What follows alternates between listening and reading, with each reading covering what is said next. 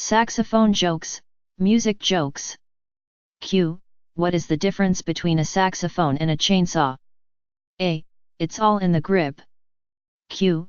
What is the difference between a lawnmower and a soprano sax? A.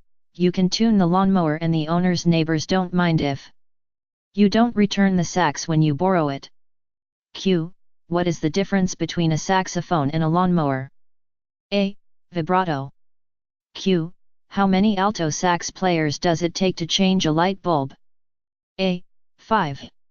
1 to handle the bulb, and 4 to contemplate how David Sanborn would have done it. Q. If you were out in the woods, who would you trust for directions? An in-tune tenor sax player, an out-of-tune tenor sax player, or Santa Claus? A. The out-of-tune sax player. You were hallucinating the other two. Q. How do you make a chainsaw sound like a bari sax? A. Add vibrato. Q. What do you call a cow that plays the saxophone? A. Musician. Q. What's the definition of a gentleman? A. One who knows how to play the saxophone, but doesn't. Q. What do you call a saxophone that dates another saxophone? A. Homosexual. Q. How many sax players does it take to change a light bulb? A. 60.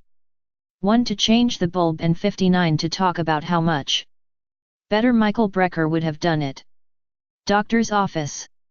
A guy walks into the doctor's office and says, "Doc, I haven't had a bowel movement in a week." The doctor gives him a prescription for a mild laxative and tells him, "If it doesn't work, let me know." A week later the guy is back, "Doc, still no movement." The doctor says, "Guess you need something stronger," and prescribes a powerful laxative. Still another week later the poor guy is back, "Doc, still nothing."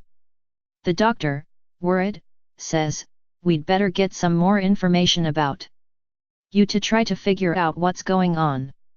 What do you do for a living?" "I'm a musician, I play the saxophone." The doctor looks up and says, "Well, that's it. Here's $10. Go get something to eat." St. Peter. St. Peter is checking IDs at the pearly gates, and first comes a Texan. "Tell me, what have you done in life?" says St. Peter. The Texan says, "Well, I struck oil, so I became rich, but I didn't sit on my laurels. I divided all my money among my entire family in my will. So our descendants are all set for about 3 generations." St. Peter says, "That's quite something. Come on in." Next.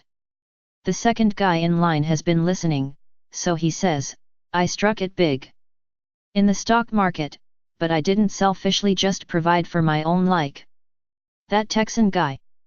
I donated $5 million to save the children." "Wonderful," says St. Peter. "Come in." "Who's next?" The third guy has been listening, and says timidly with a downcast look, "Well, I only made $5,000 in my entire lifetime." "Heavens," says St. Peter. "What instrument did you play?"